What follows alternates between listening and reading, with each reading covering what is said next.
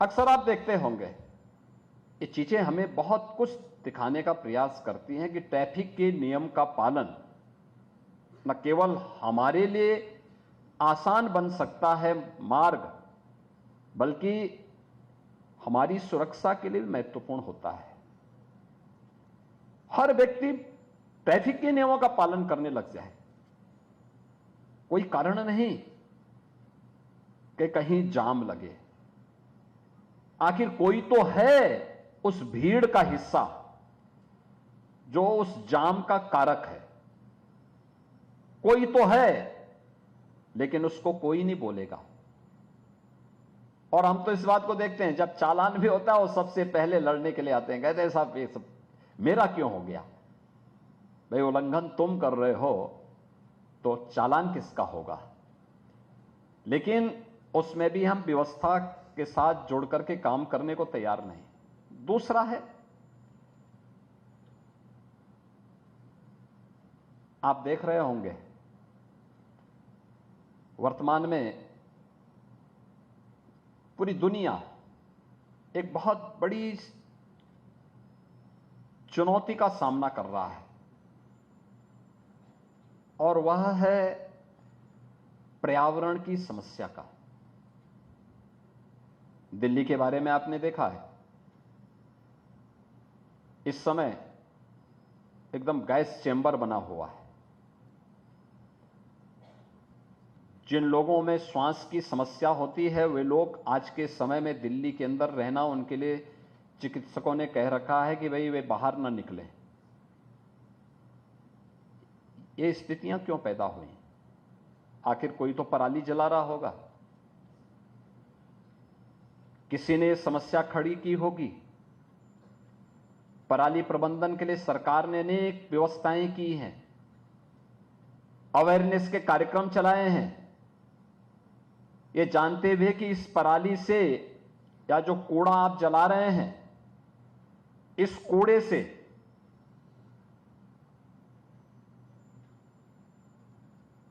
जो भी गैस निकलेगी एक खतरनाक गैस होगी और वह पर्यावरण को भारी नुकसान पहुंचाएगी।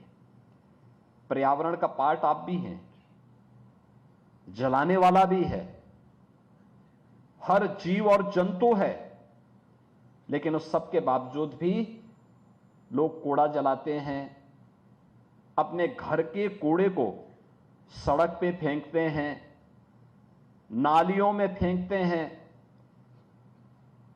पराली पे आग लगाते हैं। परिणाम क्या है? दिल्ली जैसी सिटी एक गैस चैम्बर में बंद करके लोगों के स्वास्थ्य पर और खासतौर पर बुजुर्गों के लिए, बीमार लोगों के लिए एक समस्या बन जाती है। अन्य दैनिक जीवन में आने वाली वे बहुत सारी समस्याएं हैं जो हमारे सामने हमेशा इस प्रकार की एक चुनौती देती है। इनके समाधान का मार्ग भी है। मैं देख रहा था ट्रैफिक सिग्नल कैसे होने चाहिए। सड़क में अगर किन्हीं कारणों से गड्ढा हो गया है तो उसके बारे में भी अलर्ट की व्यवस्था। कुछ युवाओं ने इसमें प्रयास प्रारंभ किया है। पुराने समय में आप देखते होंगे गांवों में पूरा गांव मिलकर के या पूरा कस्बा मिलकर के अपने यहां स्वयं सफाई करता था।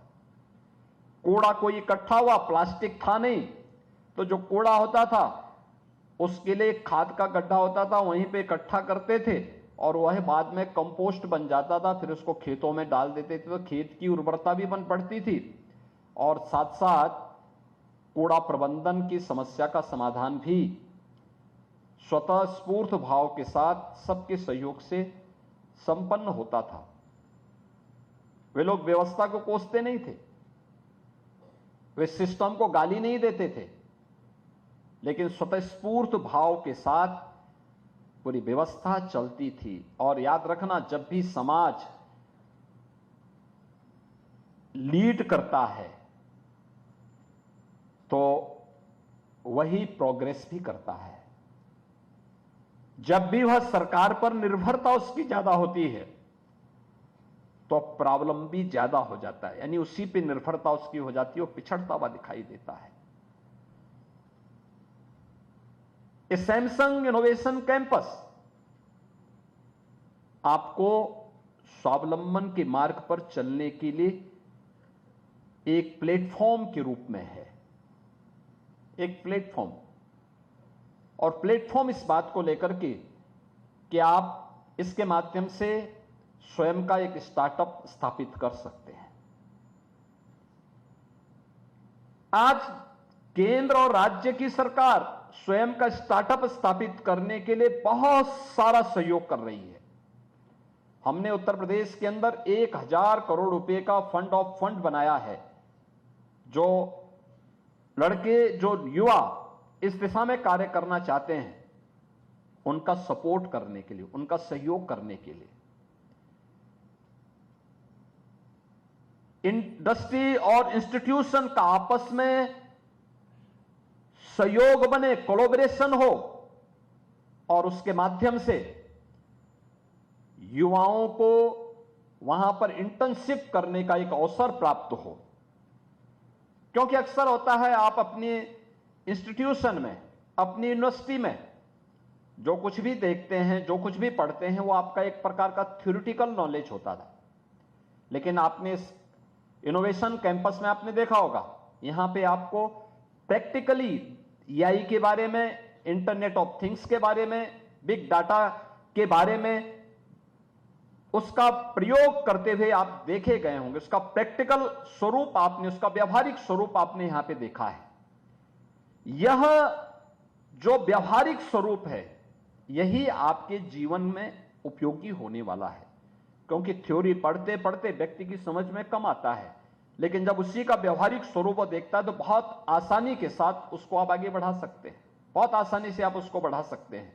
और इसी को ध्यान में रख करके कि इमर्जिंग टेक्नोलॉजी के साथ हमारा जुड़ाव हो, हमारा युवा जुड़े, ये भारत के लिए और उत्तर प्रदेश के लिए तो ये गौरव की बात होनी चाहिए कि जब दुनिया के अंदर बुजुर्गों की संख्या बढ़ती जा रही है, तब भारत दुनिया के अंदर सबसे युवा राष्ट्र है, और भारत के अंदर उत्तर प्रदेश सबसे युवा राज्य है, सबसे युवा राज्य है। यानी हमारी जो कुल आबादी है, उस आबादी में 56 से 60% आबादी ऐसी है जो वर्किंग फोर्स है, युवाओं की है, कार्य करने की सामर्थ्य रखती है।